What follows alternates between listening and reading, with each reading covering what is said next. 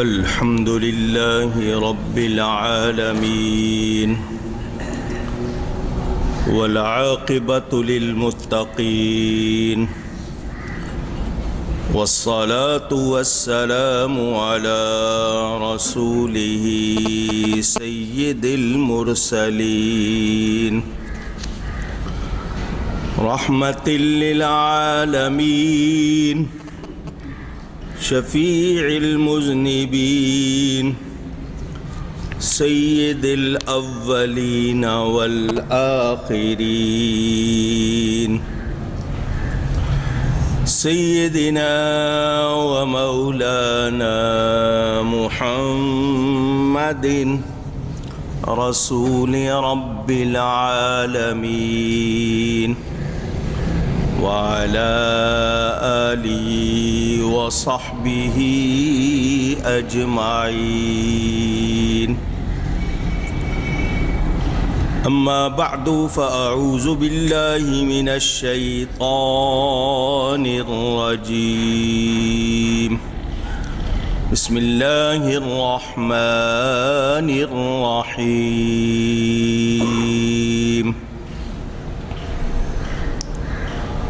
ثم ليقضوا تفثهم وليوفوا نذورهم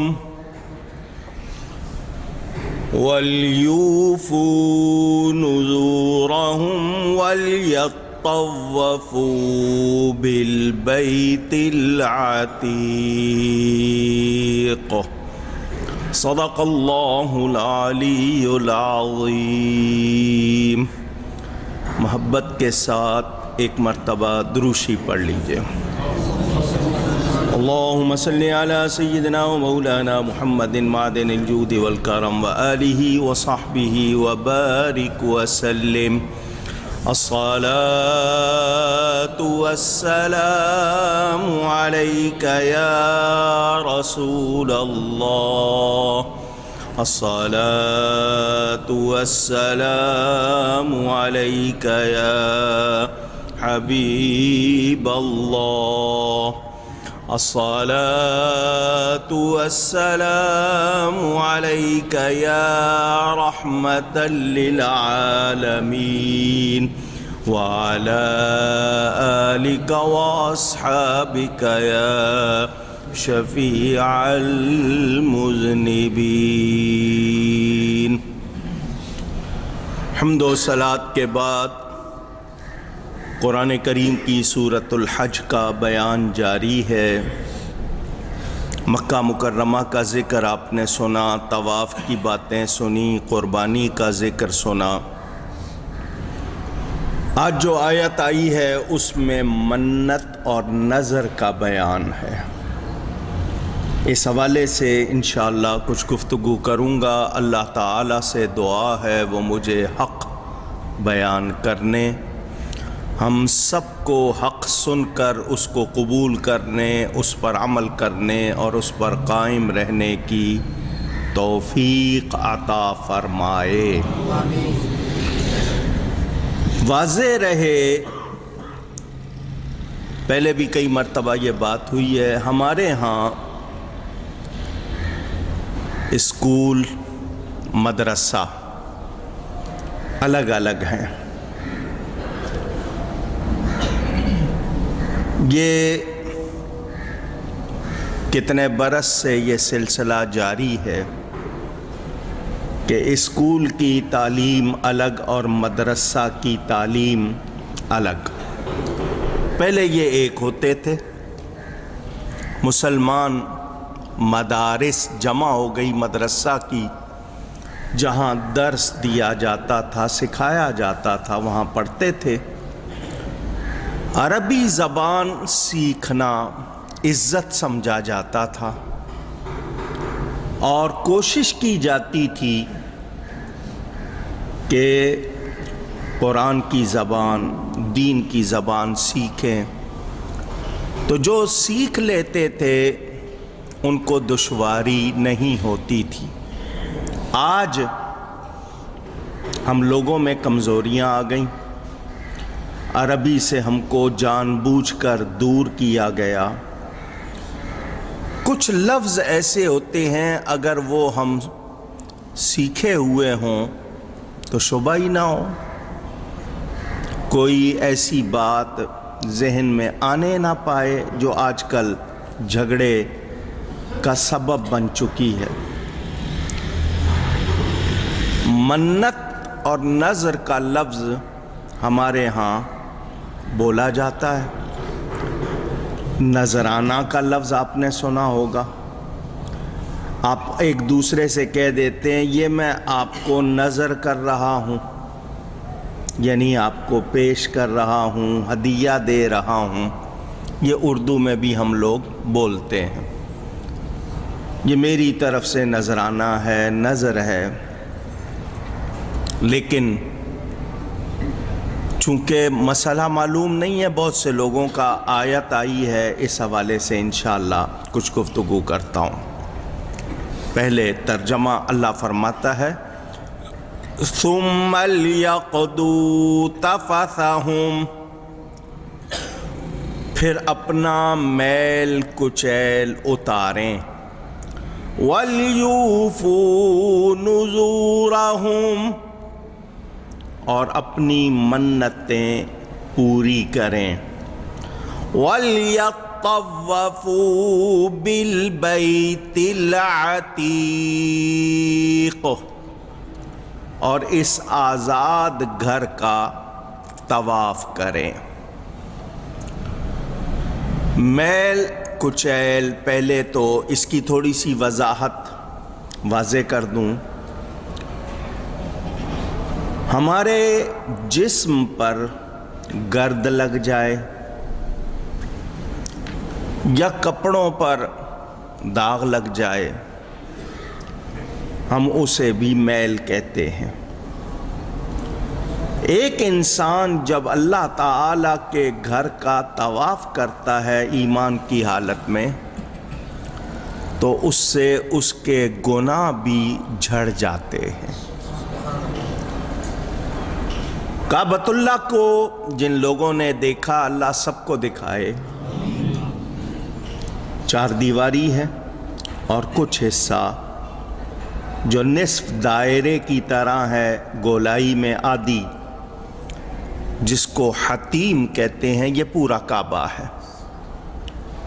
یہ اتنا حصہ کھلا رہ گیا کہ بنانے والوں نے اس میں جو کمائی لگائی تھی، ان کی یہ نیت تھی کہ اس میں غلط پیسہ نہیں لگانا، پیسے پورے نہیں تھے تو اتنا حصہ وہ بنا نہیں سکے۔ یہ ہمارے لیے آسانی کہ وہ لوگ جو کعبہ کے اندر جانا چاہتے ہیں، وہ سمجھتے ہیں کہ کعبے کا دروازہ کھلے اندر جانا، وہ کعبے کا اندر وہ شمار ہوگا جو دروازے سے داخل ہوں گے۔ یہ حتیم میں جانا بھی کعبے کے اندر ہی جانا ہے۔ یہ میرا فیصلہ نہیں ہے، ام المومنین حضرت سیدہ عائشہ صدیقہ رضی اللہ تعالی عنہا نے نبی کریم صلی اللہ علیہ وسلم سے کہا کہ وہ کعبے کے اندر جانا چاہتی ہیں۔ حضور صلی اللہ علیہ وسلم نے ان کو حتیم میں داخل فرمایا یہ بھی کعبے کا اندر ہے۔ تو یہ ہمارے لیے آسانی، ہم سب چلے جاتے ہیں، لوگ سمجھتے ہیں بادشاہوں کے لیے دروازے کھلتے ہیں، ہم کب جائیں گے؟ تو یہ بھی کعبے کے اندر ہی جانا ہے۔ کعبۃ اللہ کے ایک کنارے پر، جس کو اب رکن یمانی کہتے ہیں، اگر یاد رہے کیا کہتے ہیں؟ اگر عربی آتی ہو تو معنی آسان ہے، دایاں کنارہ۔ اس پر پہلے حجر اسود لگا ہوا تھا، اب حجر اسود دوسرے کنارے پر ہے، سیدھی دیوار ہے، اس کنارے پر پہلے رکن یمانی اور یہاں اب حجر اسود۔ حجر اسود جہاں پہلے لگا ہوا تھا، اب اس جگہ پر استعلام کیا جاتا ہے، ہاتھ پھیرا جاتا ہے، اور پھر حجر اسود کو چومنے کے لیے آپ بڑھتے ہیں۔ اس درمیان میں دعا بھی پڑھتے ہیں، حدیث شریف کے مطابق رکن یمانی اور حجر اسود چند قدم کا فاصلہ ہے، اس درمیان گناہ اس طرح جھڑتے ہیں کہ آپ اندازہ نہیں کر سکتے۔ حضور صلی اللہ علیہ وسلم نے رکن یمانی کو بھی بوسہ دیا۔ میرے والد صاحب قبلہ کی کتاب راہ عقیدت، اس میں صحیح ابن خزیمہ کے حوالے سے جو حدیث ہے میں نے وہ بھی نقل کر دی تاکہ کسی کو ثبوت چاہیے ہو تو وہ مل جائے۔ تو کعبۃ اللہ کا طواف کریں تو گناہ بھی جھڑتے ہیں۔ بتائیے گناہوں سے بڑھ کر کوئی میل ہے؟ نہیں۔ تو جو ایمان والا عمرہ کرے، حج کرے، طواف لازمی ہے، تو طواف کرنا، کعبۃ اللہ میں جانا، اس کی ظاہری طور پر بھی اور باطنی طور پر بھی صفائی ہو جاتی ہے۔ ایک انسان میں کوئی خامی، کمزوری ہو، بشری تقاضے ہیں انسان کے، اس پر وہ خود قابو پائے، جھوٹ بول لینا، کسی کو دھوکہ دے دینا، یہ بشری کمزوریاں ہوتی ہیں، ان پر قابو پانا ہوتا ہے۔ لیکن جب وہاں جاتے ہیں آپ تو اللہ کے گھر کی برکت سے آپ کو توبہ کی توفیق نصیب ہوتی ہے، دعائیں قبول ہوتی ہیں، آپ توبہ استغفار کرتے ہیں تو گناہوں کی میل دور ہو جاتی ہے۔ تو فرمایا قربانی کریں۔ قربانی کے بعد غسل بھی کیا جاتا ہے، کیونکہ حج کے 5 دن ہیں، دھیان سے سنیے گا۔ 8 تاریخ کو حج شروع ہوا، 9 کو آپ عرفات گئے، 10 کی صبح آپ عرفات سے واپس جب آتے ہیں مزدلفہ میں رات گزار کے، تو 2 دن گزر چکے ہوتے ہیں۔ اس میں صحرا ہے، گرد بھی پڑتی ہے، کپڑوں پر بھی میل کچیل آ جاتی ہے، جسم پر بھی آ جاتی ہے۔ تو 10 تاریخ کی صبح پہلے جمرے پر رمی کرتے ہیں، کنکر مارتے ہیں، پھر آپ قربانی کرتے ہیں۔ تو قربانی کرنے میں بھی چھینٹے پڑنے کا یا میل لگ جانے کا ڈر ہوتا ہے۔ اس کے بعد آپ بال کٹواتے ہیں، سر مڈاتے ہیں، اس کے بعد غسل ہوتا ہے۔ پھر آپ اپنے کپڑے جو عام طور پر آپ پہنتے ہیں روزانہ سلے ہوئے وہ پہن لیتے ہیں، احرام آپ سے، پھر اس کے بعد اس کی پابندی نہیں رہتی۔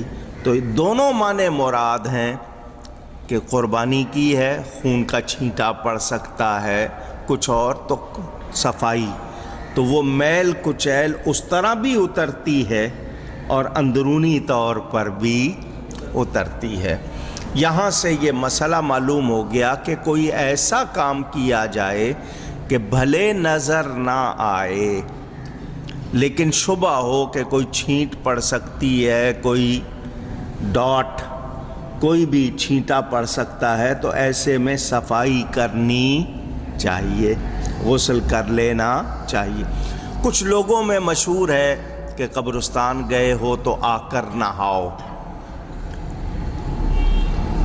یہ کچھ لوگوں میں بات مشہور۔ صرف قبرستان جانے سے آپ میلے نہیں ہوتے، ہاں تدفین میں شامل ہوئے، کسی کے غسل میں شامل ہوئے، اور آپ کو یہ شبہ ہے کہ آپ کے کپڑوں پر چھینٹے وغیرہ پڑے ہیں یا کچھ، تو ہو سکتا ہے کوئی ایسا چھینٹا پڑ گیا ہو جو پاک نہ ہو جسم پر، تو اس میں صفائی سمجھ آتی ہے، لیکن صرف قبرستان جانے سے غسل لازم نہیں ہوتا۔ تو یہ ہم نے جان لیا کہ جو انسان جاتا ہے وہاں قربانی کرتا ہے تو وہ اس کے بعد غسل کرتا ہے تو اس کو جسمانی صفائی بھی ملتی ہے، ایمانی صفائی بھی ملتی ہے۔ تو میل کچیل اتارنا، ایک تو یہ ظاہری بیان ہو گیا، اور دوسرا یہ کہ حجامت ہو جاتی ہے، سر کے بال مونڈ لیے جاتے ہیں، اس میں بھی خون نکلنے کا کبھی کبھی خطرہ ہوتا ہے، تو صرف خون کا وہاں معمولی سا نکلنا وہ غسل لازم نہیں کرتا، قطرہ بن کے بہہ جائے تو پھر آپ کو دھونا ہوتا ہے۔ بال ہوتے ہیں جہاں کے اتارنے کا حکم زیر ناف ہیں، بغل کے بال ہیں، تو وہ آپ صاف کرتے ہیں، تو یہ میل کچیل اتارنا بھی ہو گیا۔ لیکن میں یہاں پر اتنی بات ضرور کروں گا کہ وہ لوگ جو حج کے 2 دن شیو نہیں کر پاتے، وہ ساتھ ہی شیو کر لیتے ہیں، تو پھر آپ نے حج کرتے ہی نافرمانی شروع کر دی، تو حج کی برکت کہاں گئی؟ وعدہ کیا تھا وہاں پر کہ یا اللہ تیرے احکام مانیں گے، نبی پاک صلی اللہ علیہ وسلم کا حکم مانیں گے، اور پھر فوراً نافرمانی کرتے ہیں، تو پھر گویا ہم نے وہیں نافرمانی شروع کر دی، تو ہم نے اپنا ثواب خود ہی کھو دیا۔ داڑھی رکھنا صرف یہ نہیں کہ حاجی پر لازم ہے، ہر مسلمان کو رکھنی چاہیے، اللہ کا حکم، نبی کی سنت، اور اتنی تاکید کہ اس کو قریب بواجب کہا گیا اور اس کا مڈانا حرام اور گناہ قرار دیا گیا، تو کوشش کرے کہ نافرمانی سے بچے۔ صفائی نصف ایمان کہلاتی ہے، حدیث شریف کا بیان ہمارے سامنے۔ اس میں اگر ہم غور کریں تو ہمارا اپنا بھلا ہے، ہمارے جسم کی بھی اور بدن کی صحت اور ماحول کی عمدگی صفائی میں ہے۔ ہم خود صاف ستھرے رہیں، منہ کو صاف کرنا، بدن کو صاف کرنا، ستھرا لباس پہننا، اپنے ارد گرد صفائی رکھنا، بتائیے بیماریوں سے بچائے گا یا نہیں بچائے گا؟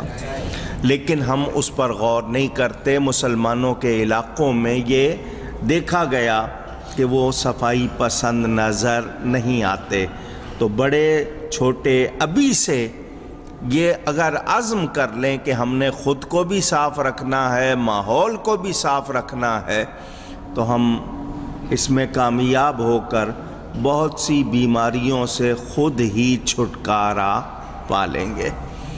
ہمیں حکم دیا گیا کھانا کھانا ہے، ہاتھ دھوو۔ آپ کہیں گے ابھی آدھا گھنٹہ پہلے دھوئے تھے، اس کے بعد آپ نے کسی چیز کو چھوا تو اس میں اگر جراثیم ہے وہ ہاتھ میں پھر لگ گئے، آپ کھائیں گے وہ آپ کے منہ میں جائیں گے۔ یہ جو مونچھیں ہیں لبوں سے اوپر رہیں، لبوں کی کناری الگ نظر آئے، کیوں کہ جب کھائیں گے تو بالوں کو لگے گا، بالوں میں جراثیم ہوتے ہیں وہ منہ میں چلے جائیں گے۔ اسلام کے ہر حکم میں دیکھیں گے آپ کو خوبی نظر آئے گی۔ بعض لوگ بڑی بڑی مونچھیں رکھ لیتے ہیں، ہونٹ ان کے ڈھکے ہوتے ہیں، تو ان کا کھانا جو ہے وہ ان بالوں سے لگتا ہے، جراثیم جاتے ہیں۔ پانی پیتے وقت کہا گیا 3 سانس میں پیو، یا تو ایک گھونٹ پی لیں، ایک گھونٹ میں جتنا آ سکتا ہے، یہ نہیں ہے کہ اتنا گھونٹ بڑا کر لیں کہ وہ نکلنے کا خطرہ ہو، لیکن کھڑے ہو کر نہ پئیں، بیٹھ کر پئیں۔ 3 سانس جب لیں تو برتن پرے کر لیں تاکہ ناک سے جو سانس نکلے جراثیم پھر پانی میں نہ جائیں۔ اسی طرح روٹی گرم ہے یا سالن گرم ہے یا چائے گرم ہے، اس میں پھونک نہ ماریں کہ پھونک میں آپ کے جو جراثیم نکلے ہیں وہ اس میں جائیں گے، تو آپ اسے بھی دوبارہ اندر لے جائیں گے۔ ہر موقع پر آپ کو صفائی کا حکم دیا گیا۔ اب یہاں میں نے چونکہ بات کی ہے، کسی کے ذہن میں آئے گا کہ پانی تو دم بھی کرواتے ہیں، اس میں بھی تو پھونک ہی ماری جاتی ہے، اور پھونک مارنے سے منع کیا گیا ہے۔ تو وہ جو پھونک مارتے ہیں، دم کا بیان حضرت عیسیٰ علیہ السلام پھونک ہی مارتے تھے، دم مارتے تھے، ٹھیک کرتے تھے۔ ایک ہوتا ہے ویسے پھونک مارنا اور ایک ہوتا ہے کچھ پڑھنا، تو آپ جب پڑھ کے پھونک مارتے ہیں تو وہ آپ کے جراثیم نہیں جاتے، اس پڑھے ہوئے کا اثر جاتا ہے، تو وہ فرق ہو جاتا ہے۔ لیکن اس میں بھی یہ کہ پڑھے، آپ اگر پانی سامنے رکھ کے پڑھیں اور پھر لیبارٹری میں ٹیسٹ کرا لیں تو فرق آپ کو خود معلوم ہو جائے گا۔ اس پر لوگوں نے بہت سے ایکسپیریمنٹ بھی کیے ہیں، تجربات کیے ہیں، تو لیکن ویسے گرم چیز کو ٹھنڈا کرنے کے لیے پھونک مارنے کی اجازت نہیں۔ لوگ روٹی کو کھولتے ہیں پھونک مارتے ہیں، نہیں، ویسے کھول لیں ہوا لگ جائے تو وہ اور بات ہے، لیکن پھونک نہ ماریں کیونکہ آپ کے منہ میں جراثیم، اور اگر آپ نے پھونک مارنی ہے تو اللہ کا نام لیں، بسم اللہ پڑھیں کچھ، تاکہ اس کی برکت جائے۔ تو ہمیں صفائی کے لیے کہا گیا، تو صفائی اچھی چیز ہے یا بری چیز ہے؟ پوچھ رہا ہوں آپ سے۔ غریب آدمی ہے، وہ کہے گا میرے پاس نئے کپڑے نہیں ہیں، جوڑ لگے ہوئے ہیں جس کو پیوند کہتے ہیں، 10 لگے ہوں 20 لگے ہوں، صاف ہو۔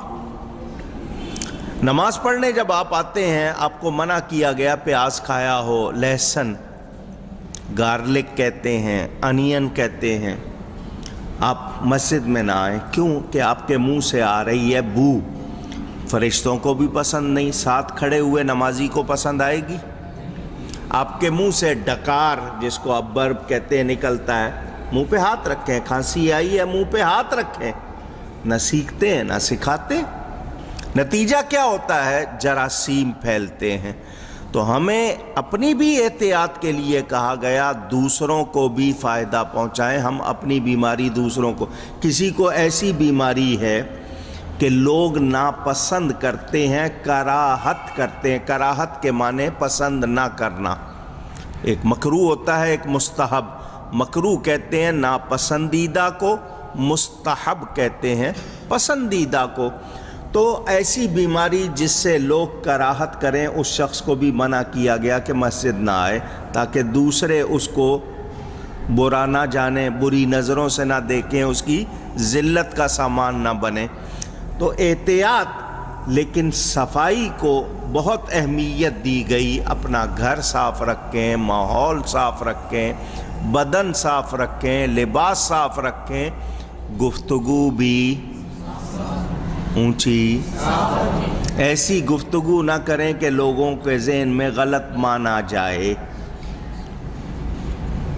گفتگو بھی صاف رکھیں۔ آپ کے ہاں جو بچے اسکول میں پڑھتے تھے، اب تو پتہ نہیں ہے یا نہیں، پہلے صفائی کے 5 نمبر الگ دیے جاتے تھے کہ جو صاف ستھرا لکھے گا کاپی پر، اس کو 5 نمبر اضافی دیے جاتے تھے، صفائی کے الگ نمبر ہوتے تھے۔ ناخن ہیں، دانت ہیں، بال ہیں، آپ کی کھال ہے، ہر چیز میں صفائی کا ہمیں حکم دیا گیا کہ ہم احتیاط کریں۔ جو نہیں کرتے ہیں وہ پھر پیسے ڈاکٹروں کو دیتے ہیں، دواؤں پہ خرچ ہوتے ہیں، تکلیف اٹھاتے ہیں۔